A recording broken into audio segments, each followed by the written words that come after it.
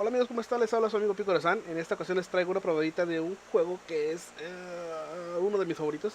Este es el Metal Gear Solid 3, que salió originalmente para la Play 2 y la tengo en la colección HD para la Play 3. Recuerda que si los videos te gustan, le des pulgar arriba, te suscribas y también que los compartas. Y si te suscribes, por favor, dale click a la campanita para que estés al pendiente de los videos que vaya subiendo a YouTube. Así que sin más, comencemos con el video y que lo disfrutes. Hola, ¿qué tal amigos? ¿Cómo están? En esta ocasión vamos a empezar el juego que se llama Metal Gear Solid 3 Snake Eater. Cronológicamente en la saga este viene siendo el primer juego. Lo pueden ver aquí: 1964, Misión Virtuosa y Operación Snake Eater. Este juego tiene mucha historia que contar, tiene muchas cinemáticas, muy buenas por cierto. La historia es muy buena, por cierto.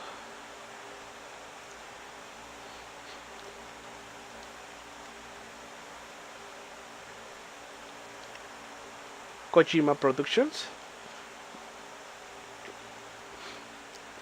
El señor Kojima, cómo nos tiene entusiasmados con el juego Death Stranding, que nunca salió al juego. Me parece que ya el juego tiene este mismo intro que estaba empezando. Lo voy a dejar para que lo vean completo. Estoy jugando la serie Metal Gear Solid por primera vez. Me gusta a todos. Pero me gusta normal, vamos a jugarlo normal. After the end of World War II, the world was split into two, East and West. This marked the beginning of the era called the Cold War.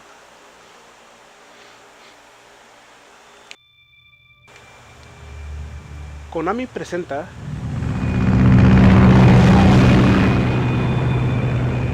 un juego del señor Hideo Kojima.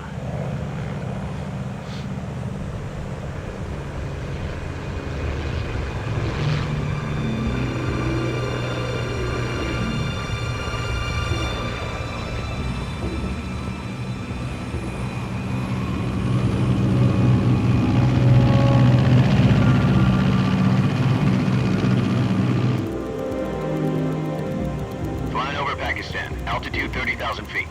Approaching Soviet airspace. 20 minutes to drop off. Commencing internal depressurization. Equipment check. Arm main parachute. All right. You ready to go? Drop zone still showing a high pressure mass. Cav okay. Good. We've got high visibility.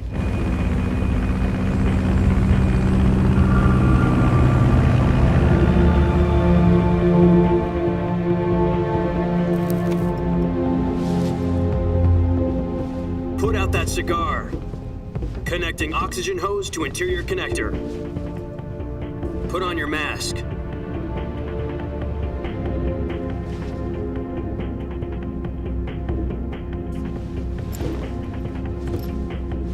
Does this panty waste know what he's doing?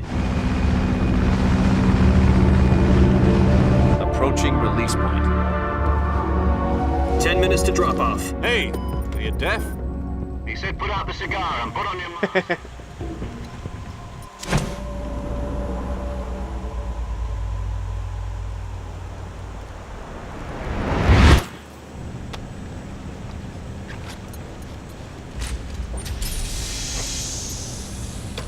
Depressurization complete. Checking oxygen supply. 6 minutes to drop off. Opening rear hatch.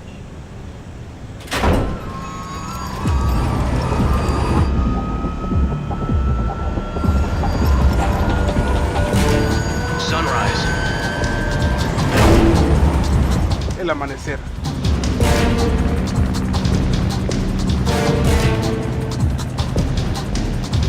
External temperature minus 46. Vamos a presenciar el primer Halo de la historia. Stand up. You'll be falling at 130 miles per hour. Try not to get frostbite from the wind chill. 1 minute to drop off. Move to the rear. Activate bailout model. This is one for the history books. The world's first Halo jump. 10 seconds to drop off. Stand by. Status okay? Una de las características de estos juegos es que Kojima siempre hace unos intros en sus juegos épicos, al igual que una historia épica y un final muchas veces inesperado.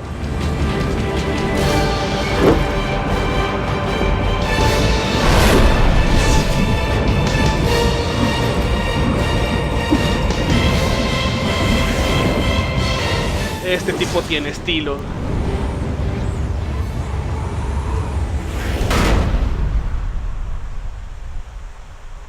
Dirección por Hideo Kojima. Jack, I've got some important news.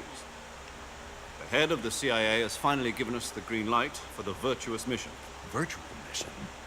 No, the virtuous mission. The future of our Fox unit depends on it. If it succeeds, we'll be officially organized into a unit. Virtuous mission? Sounds like some kind of initiation ritual. You know, don't get cocky. This isn't a training arm. Right. So what exactly is this wonderful mission? Well, about 2 years ago, a certain Soviet scientist requested asylum in the West through one of our moles. His name is Nikolai Stepanovich Sokolov. He's head of the OKB 754 Design Bureau, one of the Soviets' top-secret weapon research facilities, and the East's foremost expert on weapons development. Sokolov? Isn't he that famous rocket scientist? The very same. On April the 12th, 1961, the Soviets achieved the first manned spaceflight in history. The Earth was blue, but there was no God. Well spoken. The rocket that carried Yuri Gagarin to orbit was the A-1, known as the Vostok rocket. Sokolov is said to be the man most responsible for the multi-engine cluster used in that rocket. After Gagarin's flight, Sokolov left rocket development to become the head of the newly established Design Bureau. From a lowly technician to head of a design bureau, that's quite a success story, so why do you want to defect? It seems he'd become afraid of his own creations. Afraid? Call it a crisis of conscience. And for that, he left his country and his family behind and went over the fence? Not exactly. One of his conditions was that his family was also to be taken safely to the west. He used a mole to get the family out first and succeeded in sneaking Sokolov over the Berlin Wall shortly afterwards. I was the one who conducted the operation. The security on the eastern side was still full of holes back then. Then what? We got Sokolov over in one piece, but the whole ordeal had left him exhausted, and we checked him into a hospital in West Berlin. It took him 2 weeks and more than 600 miles to get from the research facility in the Soviet Union to Berlin. He was in no condition to say anything coherent. And it was only a week later that we had something much bigger on our hands. The Cuban Missile Crisis. October the 16th, 1962, President Kennedy received word that the Soviets were in the process of deploying intermediate-range ballistic missiles in Cuba. The President demanded that the Soviets dismantle and remove the missiles. At the same time, he announced a naval blockade to prevent further missile shipments from reaching Cuba. But the Soviets didn't back down, instead placing their armed forces on secondary alert. Soviet transport ships carrying missiles continued on course towards Cuba. US and Soviet forces went on alert for an all-out nuclear war. Frantic negotiations were conducted through the UN's Emergency Security Council and unofficial channels to end the hair-trigger standoff. Finally, on October the 28th, the Soviet Union agreed to remove its missiles from Cuba, and so the world avoided a nuclear holocaust. But in order to get the Soviets to pull their missiles out, we had to make a deal. You mean the one where the US agreed to remove its IRBMs from Turkey? No. The Jupiter IRBMs deployed in Turkey were obsolete, and we were going to get rid of them anyway. They had no strategic value whatsoever to either the US or the Russians. The Turkey deal was a ruse, a cover story that was fed to the other intelligence agencies around the world. So what did the Russians really want? Sokolov. They wanted us to return Sokolov. You mean the Soviets pulled out of Cuba just to get their hands on Sokolov? That's right. What the hell was he working on? At the time, we had no idea. We were running out of time. It was either give up Sokolov or risk full-scale nuclear war. In the end, we had no choice. President Kennedy gave in to Khrushchev's demand. The next day, I got Sokolov out of the hospital, handing him over to agents on the eastern side. Sokolov kept on screaming, "Save me," until he disappeared from my sight. Then, a month ago, we received some new information from one of our moles. About Sokolov? Yes. He was taken back to the research facility and forced to continue working on the weapon in question under KGB supervision. What's more, it's on the verge of completion. So what kind of weapon is it? Something to do with space rockets? No, missiles. Same technology. I guess you're right. We don't know the details, but it appears to be a new kind of nuclear device. For half a year now, the Soviets have been conducting frequent nuclear tests at Semipalatinsk. Something to do with the weapon, I assume. We're talking about a secret weapon so big that Khrushchev was ready to pull out of Cuba to get it back. Is Sokolov still in the facility? No, according to our intelligence, he's in Selino-Yast, a place in the mountains about 3 miles to the west that's known as the Virgin Cliffs. The Virgin Cliffs. Nice name for a virtuous mission.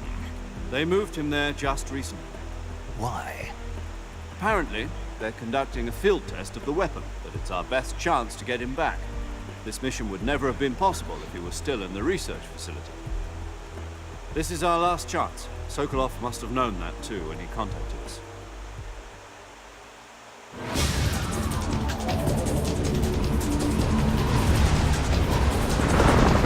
Bueno, vimos un poco de lo que va a ser nuestra misión. Y estamos por aterrizar en Selino-Yarsk.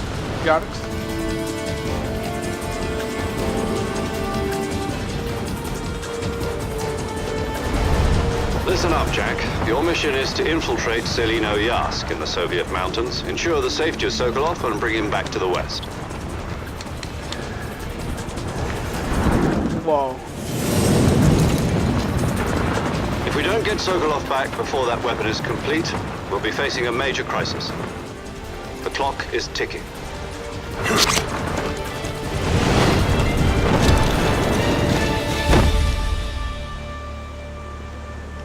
Once we've confirmed the rescue of Sokolov, stand by at the recovery point. A recovery balloon will be dropped at that point. Helium will be pumped into the balloon to inflate it. The process takes about 20 minutes. Once it's complete, the gunship's arm will latch onto the balloon and pull it up. The Fulton surface-to-air recovery system. I'm familiar with the theory. Take it easy. It's been combat-proof. Do you think Sokolov is up to it? The shock will be less than during a parachute jump, and the arm can handle up to 500 pounds. So you're planning on going over the border in a single combat talon? She's equipped with 2 6-barrel 20mm Vulcan cannons, as well as 2 40mm machine guns. Sounds like she could hold her own against a battalion of tanks. Even with the fuel in the reserve tank, we're facing a 4-hour time limit. If all goes well, it shouldn't take more than a few hours. Home in time for dinner. But if anything goes wrong, You'll be eating dinner, breakfast, and all the rest of your meals in the jungle.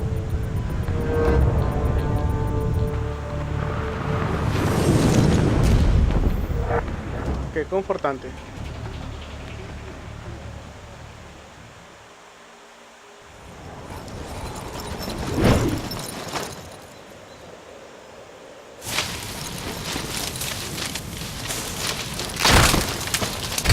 ¡Ah, demonios!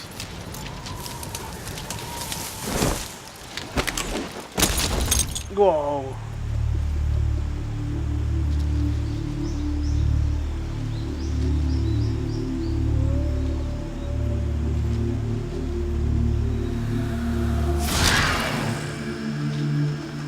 US Army, Metal Gear Solid, Snake Eater. No recuerdo que estuviera esa leyenda la máscara cuando lo jugué por primera vez en la PlayStation 2. ¡Wow! ¡Qué texturas! Se ve muy bien en HD.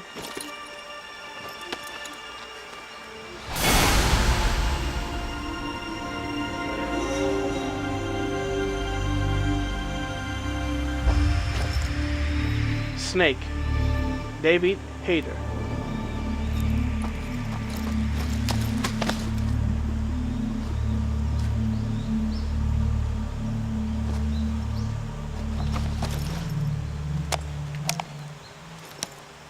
Aquellos fans de la saga, ¿quién no va a saber quién es David Hayter?